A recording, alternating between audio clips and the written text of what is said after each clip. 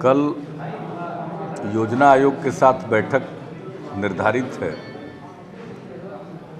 और योजना आयोग के सदस्य जिनके जिम्मे बिहार राज्य है, डॉक्टर प्रोफेसर नरेंद्र जाधव जी,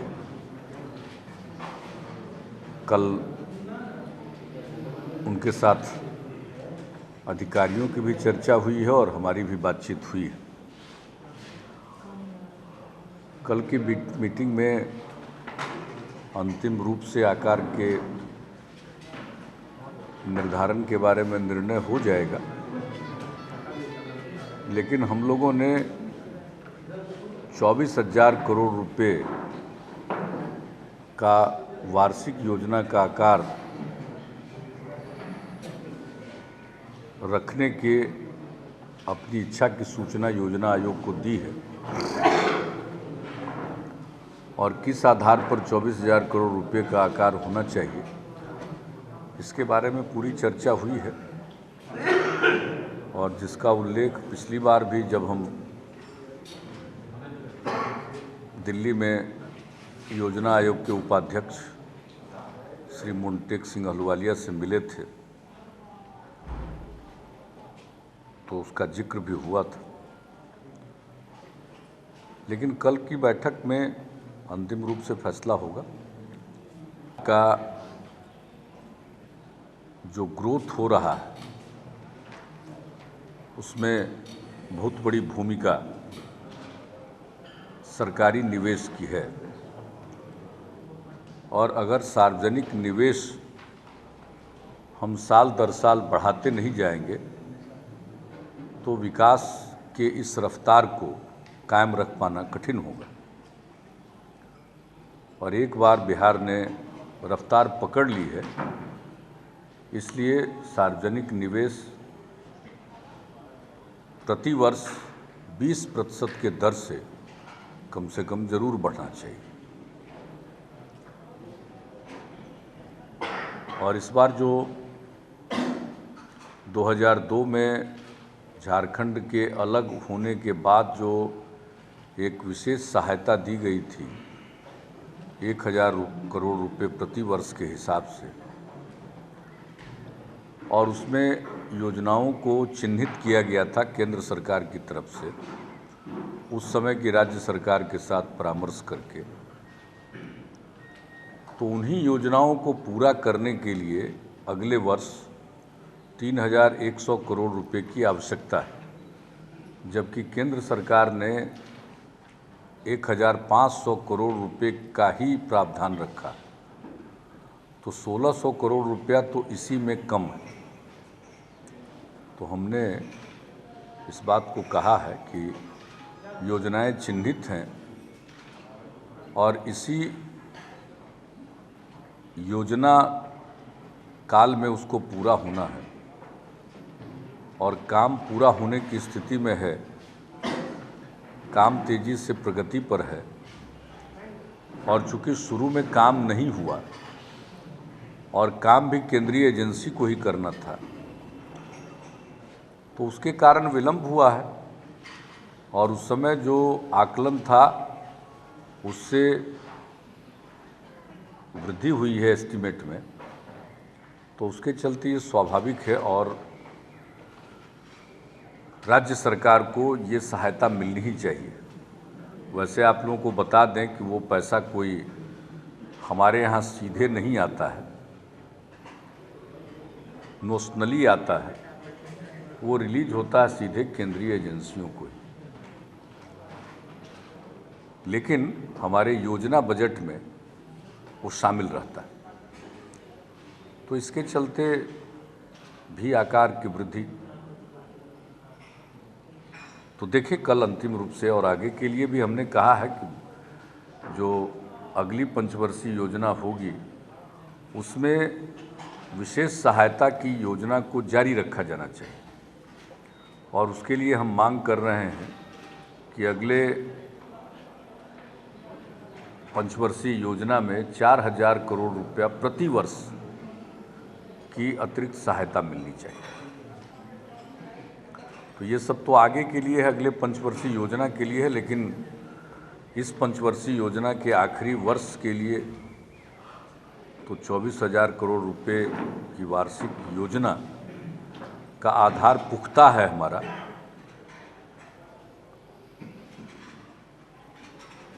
और हम लोगों की तरफ से इसके बारे में सारे तर्क रख दिए गए और कल भी बैठक में इस पर चर्चा होगी। हम ये अपेक्षा करते हैं कि केंद्र सरकार बिहार के साथ सकारात्मक रुख अख्तियार करेगा, ये हमारी अपेक्षा है। अब कल इस पर फैसला जब होगा तो पता चलेगा कि केंद्र का रवैया बिहार के प्रति कैसा है। वित्त मंत्री से भी मिलेंगे क्या? जी हाँ, वित्त मंत्री जी से भी मिलना चाहते हैं, खास करके इस विषय पर कि अगले साल काम को पूरा करने के लिए 3,100 करोड़ रुपए की ज़रूरत है और प्रावधान रखने का जो संकेत है वो 1,500 करोड़ रुपए का, तो वो बढ़ना चाहिए। इस बात को लेकर हम वित्त मंत्री जी से भी मिलेंगे, क्योंकि इस मामले में वित्त मंत्रालय की भी भूमिका है।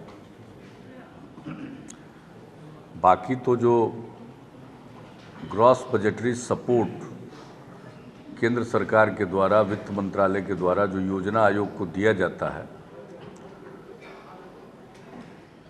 उसका वो बंटवारा करते हैं केंद्र सरकार के विभिन्न मंत्रालयों और विभिन्न राज्य सरकारों के बीच में। तो मुख्यतः वो तो फॉर्मूला आधारित है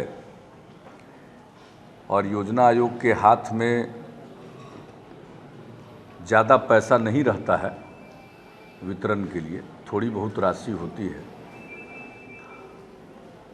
लेकिन इस प्रकार की राशि जो हम योजना आयोग का समर्थन चाह रहे हैं, हालांकि पिछली बार योजना आयोग ने हम लोगों का समर्थन किया था और पिछले वर्ष ही उन लोगों ने कहा था कि 2,000 करोड़ रुपया बिहार को मिलना चाहिए, तो पिछली बार नहीं मिला। लेकिन इस चालू वर्ष में 2,000 करोड़ रुपया मिला है, जिसके बारे में हम लोगों को प्रारंभ में ही बता दिया गया था, लेकिन कैबिनेट ने अभी हाल में उसकी मंजूरी की।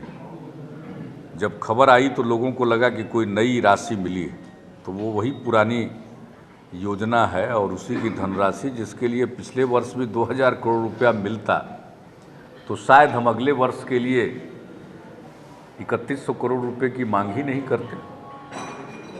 प्रस्तावित जो योजना आकार दिया है उसको आपत्ति क्यों हो रहा है? नहीं, आपत्ति तो मुझको ऐसा लगता है कि जो हम लोगों का आकलन है, केंद्र सरकार के पास जो टैक्स का संग्रह होगा वो हमारे आकलन के हिसाब से उनके पास कुछ ज़्यादा होगा। वो कहते हैं कि थोड़ा कम होगा, तो जो टैक्स का पैसा है उसी का बंटवारा होता है वित्त आयोग की सिफारिश के अनुकूल। और दूसरी बात है, वित्त आयोग ने 13वें वित्त आयोग ने जो सिफारिश की है, उस हिसाब से हम लोगों का आग्रह है कि निश्चित रूप से 24,000 करोड़ रुपए का प्लान साइज होना चाहिए। तो जो वित्त आयोग की सिफारिश है और वित्त आयोग ने जो बिहार के लिए अपना निर्णय दिया है और हम लोगों का जो आकलन है केंद्रीय करों के संग्रह की, और तीसरा जो हमने आपको बताया विशेष योजना को पूरा करने के लिए जो धनराशि की ज़रूरत है, उसमें कम आवंटन रखना केंद्र के द्वारा, तो ये मुद्दे दिखाई पड़ते हैं।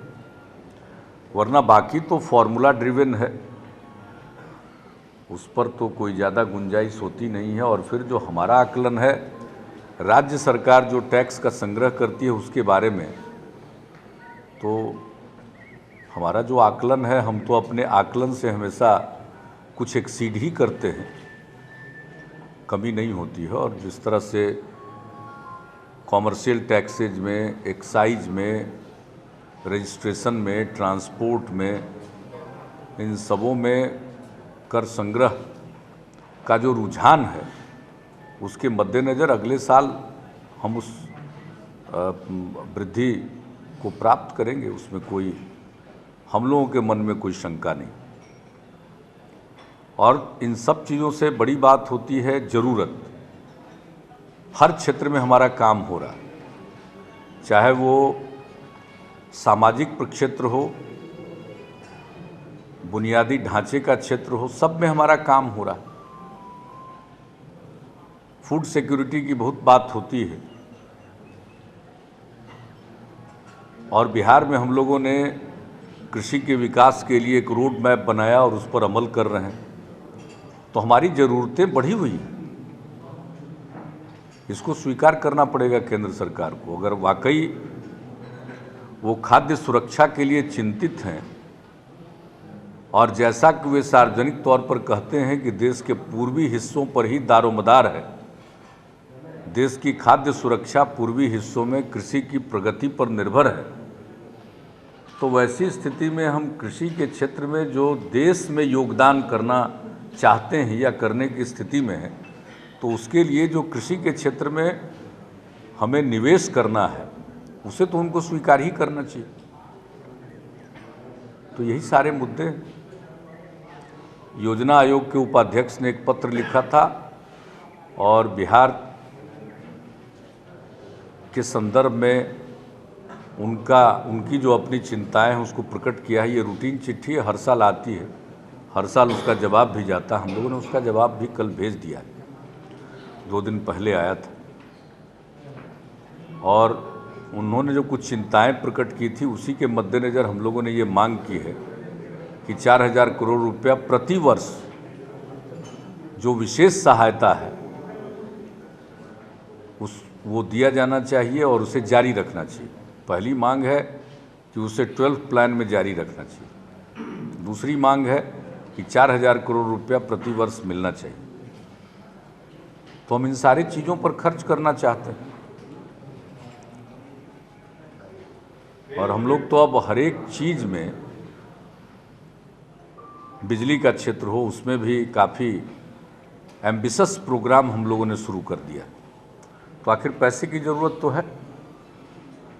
रेल बजट में कोई विशेष बात आपने पिछले 1 साल? देखिए, रेल बजट में हमारी तो एक ही मांग है कि जो हमारी लंबित परियोजनाएं हैं उनको पूरा किया जाए ससमय। उसकी प्रगति धीमी। और फिर पिछले दिनों एक खबर छपी कि छपरा और मधेपुरा में जो रेल इंजन का कारखाना है, उसमें कुछ बाधा आई है। तो हम लोगों ने अपनी चिंता प्रकट की, लेकिन इससे एक बात तो स्पष्ट हुआ कि पूर्व रेल मंत्री जैसा बोलते थे कि रेलवे में बहुत मुनाफा है, 1 लाख करोड़ रुपए का मुनाफा हुआ, तो सबसे पहले तो ये आश्चर्यजनक बात है कि 1 लाख करोड़ रुपए का मुनाफा हुआ, तो ये 6-7 हज़ार करोड़ रुपया रेलवे अपने संसाधनों से क्यों नहीं लगाने के बारे में निर्णय ले सका उन दिनों, जो ये पीपीपी मोड में गए। और दूसरी बार बराबर कहते थे कि प्राइवेटाइजेशन नहीं होगा, प्राइवेटाइजेशन नहीं होगा, तो पीपीपी मोड में कारखाना चला रहता है। पीपीपी मोड में कारखाना जब लगेगा तो बहुत कुछ तो पीपी का जो दूसरा पी है उस पर भी निर्भर करता है, पब्लिक प्राइवेट पार्टनरशिप। तो पीपीपी का जो दूसरा पी है बीच वाला, वो है प्राइवेट, तो उस पर बहुत कुछ निर्भर करने लगता है। हालांकि हमारी मांग है कि पीपीपी में कोई कठिनाई है तो इसको समाप्त करके रेलवे अपने बजट से इसको बनाए। बिहार में यूं ही पूंजी निवेश कम है, तो केंद्र सरकार कुछ पूंजी का निवेश करे। और जितनी लंबित परियोजनाएं, देखिए हमारे यहाँ जो गांधी सेतु है पटना में, अब उसमें जो तकनीकी कठिनाई उत्पन्न हुई है उसके बारे में हम लोगों ने पूरा सुझाव नेशनल हाईवे को दे दिया है। अब भारत सरकार के रोड ट्रांसपोर्ट मिनिस्ट्री को, road transport and highways ministry को जल्दी से जल्दी उस पर काम को आगे बढ़ाना है, चूंकि नेशनल हाईवे का वो हिस्सा है। अब वो कमज़ोर हो गया और दूसरी तरफ हमारा जो दूसरा पुल है, रेल सह सड़क पुल, जो दीघा और सोनपुर के बीच में, उसका काम अगर तेज़ी से हो तो उसके सिवा तो कोई दूसरा विकल्प नहीं है। हम लोग तो बना रहे हैं, आरा और छपरा के बीच में पुल काम शुरू हो गया, या बख्तियारपुर और ताजपुर के बीच में, पटोरी के बीच में जो पुल का है प्रस्तावित, तो उसका भी काम आगे बढ़ रहा है, अभी काम उस पर शुरू नहीं हुआ। मोकामा का पुल भी जो है, राजेंद्र सेतु, वो पुराना है, रेलवे उसका मेंटेनेंस करती है और अभी उसमें कई तरह की बंदिशें लगी हुई है, उसमें बहुत ही गहन रिपेयर का काम चल रहा है। तो ऐसी परिस्थिति में दक्षिण बिहार और उत्तर बिहार के बीच जो यातायात है उसमें कठिनाई उत्पन्न हो रही है। तो अगर शेड्यूल पर दीघा और सोनपुर के बीच का पुल बनता तो आज हम इस बुरे स्थिति में नहीं रहते। उसको 2009 में ही बनना था, अब उसका टारगेट हमेशा बढ़ाते जा रहे हैं लोग। अब जो भी कारण हो तो वो काम होना चाहिए जल्दी से जल्दी। तो हम ये सब मांग करने वाले हैं रेल में। और लंबित परियोजना, बताइए, ये जो पटना और किऊल के बीच में चौक रहता है ट्रैफिक, रेल ट्रैफिक, तो उसी से उबरने के लिए थर्ड लाइन के तौर पर शेखपुरा से नेवरा तक की लाइन स्वीकृत हुई मेरे कार्यकाल में, और उसमें एक खंड में पुल का और मिट्टी का काम लगभग पूरा हो गया। 5 साल से कोई काम नहीं हो रहा। अभी थर्ड लाइन बन के तैयार हो जाता। तो इस तरह से जिस परियोजना का नाम लीजिए तो काम धीमी गति से चल रहा है। तो हमारी यही मांग होगी कि काम तेजी से कराया जाए और लंबित परियोजनाओं को पूरा किया जाए। पटना दीघा रेल लाइन के लिए तो हम इतना आग्रह कर चुके हैं। अब पटना दीघा रेल, अब दीघा और सोनपुर के बीच का पुल बनेगा, तो पुल जब बन जाएगा तो आप कल्पना करिए ट्रैफिक का कितना बड़ा लोड बढ़ेगा। और उस ट्रैफिक को हम चारों तरफ फैलाने की स्थिति में अगर नहीं होंगे तो बाकी के भी सड़क बिल्कुल चौक्ड रहेंगे, हमेशा ट्रैफिक जाम रहेगा। इसलिए हम आगे से ही सोच करके दीघा से पटना के बीच में जो लाइन है, हमने सहमति दे दी उस लाइन की सेवा को बंद करने की। राज्य सरकार की सहमति के बिना रेल लाइन बंद नहीं होती, हमने सहमत नहीं होगी, लेकिन ज़मीन नहीं दे रहे अब तक। न जाने कितनी बार बातचीत हुई। अधिकारियों को क्या लगता है उसको उलझाए हुए। मंत्री जी ने तो कहा, रेल मंत्री जी ने, ममता जी ने, कि नहीं इसको दिया जाना चाहिए, लेकिन पता नहीं अधिकारी कितना समय लेंगे। और जब भी हमसे रेल के अधिकारी मिलते हैं हम इसके बारे में बातचीत करते हैं। फिर मुख्य सचिव के स्तर पर जो हमने शुरू करवाया अपने कार्यकाल में, जो काम होता था, मुख्य सचिव और रेलवे बोर्ड के मेंबर इंजीनियरिंग के बीच में 2 महीने में एक मीटिंग होती थी। तो उन मीटिंगों में भी राज्य सरकार की तरफ से ये बातें उठाई जा रही। हम इंतज़ार कर रहे हैं, अगर वो मिल जाए तो हमारी पूरी तैयारी है। उस पर हम चौड़ी सड़क बना दें तो काफ़ी सहूलियत हो जाएगी पटना को। तो ममता जी से हम आग्रह करेंगे कि बिहार की जो लंबित परियोजनाएं हैं उसमें तेज़ी से प्रगति हो और इसके लिए जो धनराशि की ज़रूरत हो उस धनराशि का आवंटन हो। हम तो मुख्य रूप से ये करेंगे मांग, और कुछ ट्रेनों की मांग तो हर जगह होती है। यहाँ इतने यात्री हैं, जितनी ट्रेन चलाइए सब भर कर जाती है।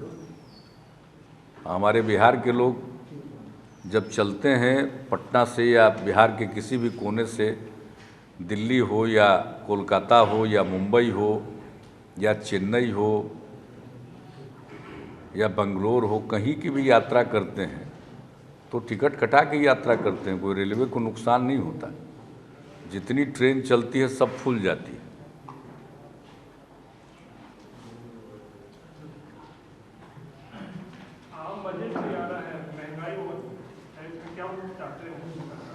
देखिए, हमें इस सरकार से उम्मीद नहीं है कि महंगाई पर काबू पाएंगे, लेकिन देश की जनता तो यही चाहती है कि सरकार महंगाई पर काबू पाए। जब महंगाई की बात आती है तो उनकी नीतियां इसके लिए जिम्मेवार है, लेकिन वो ठिकरा फोड़ देते हैं राज्य सरकारों पर।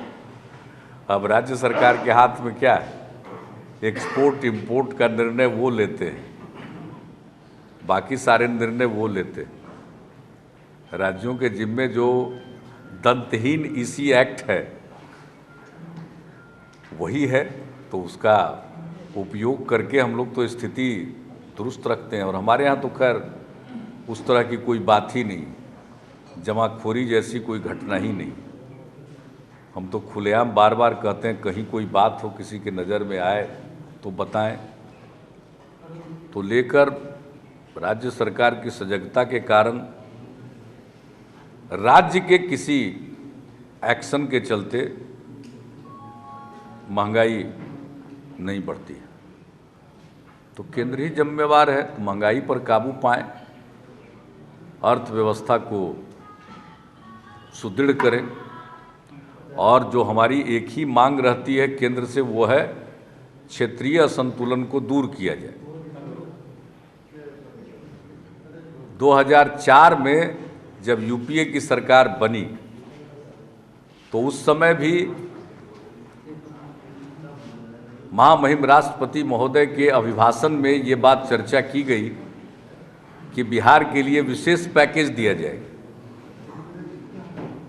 और वित्त मंत्री जी का जो पहला बजट हुआ उसमें भी कहा गया, लेकिन 7 साल बीत गया है, अब तक उस प्रकार का कोई पैकेज नहीं मिला। आम बजट आ रहा है तो हम ये उम्मीद करते हैं कि क्षेत्रीय असंतुलन को दूर करने के लिए बिहार जो बहुत पीछे है, इसको आगे लाने के लिए बिहार को विशेष राज्य का दर्जा दिया जाए। विशेष राज्य का दर्जा मिलने से यहाँ पूंजी निवेश आकर्षित होगा, टैक्स में रियायत मिलने के कारण। तो हमारी तो यही सब मांग है। बिहार पीछे है, लेकिन आपकी लोकप्रियता बढ़ते जा रही है। कल फिर अवार्ड मिलने वाला है। अभी कहाँ से डिरेल कर रहे हैं? बिहार को डिरेल मत कीजिए, अभी चर्चा में बिहार है। तो क्या विचार आपका? आप कुछ रहस्य खोलिए।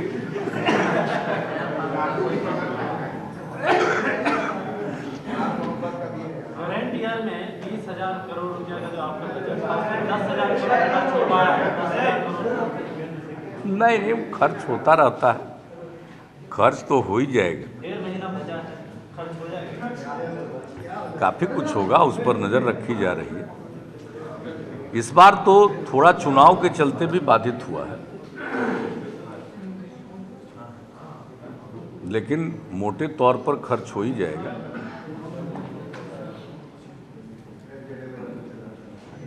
तो सर, जनता दरबार में राइट टू एजुकेशन के तहत गरीब बच्चों को जो 25% नामांकन की बात है, और दूसरे लेकर कुछ कहते हैं। हमने कहा कि हर हालत में इसको लागू करना,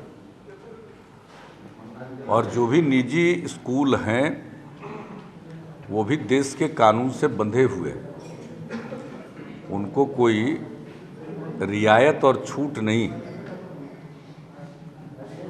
इसलिए जो कानून है उसका पालन सबको करना है और कानून लागू होगा। और पूरी सख्ती से लागू होगा और उनको जो कानून के मुताबिक जो कहा गया है कि किस प्रकार से और किस तरह के बच्चों का 25% कोटे में आपको नामांकन लेना है, वो उसी के अनुरूप उनको नामांकन लेना है। और ये तो कोई कह नहीं रहा है कि मुफ्त में आपको करना है। राज्य सरकार उसके लिए खर्च वहन करने वाली। ये तो राइट टू एजुकेशन एक्ट के अंतर्गत जवाबदेही केंद्र की है, राज्य की है, लेकिन निजी संस्थाओं की भी तो जवाबदेही है। संविधान सिर्फ सरकारों के लिए नहीं ना है, संविधान तो पूरे देश के लिए है, देश के नागरिकों के लिए है। तो जो अभिवंचित वर्ग है, तबका है, और जो आज अड़ोस पड़ोस में रहने वाले जो बच्चे हैं, हम लोगों का लक्ष्य है कि किसी भी बच्चे को स्कूल के बाहर नहीं रहने देना है। तो ऐसी परिस्थिति में एक शिकायत आई तो उसके आधार पर तत्काल हमने शिक्षा विभाग और स्थानीय प्रशासन सबको स्पष्ट तौर पर कुछ निर्देश दिया है कि इसको पूरी मुस्तैदी से लागू करें।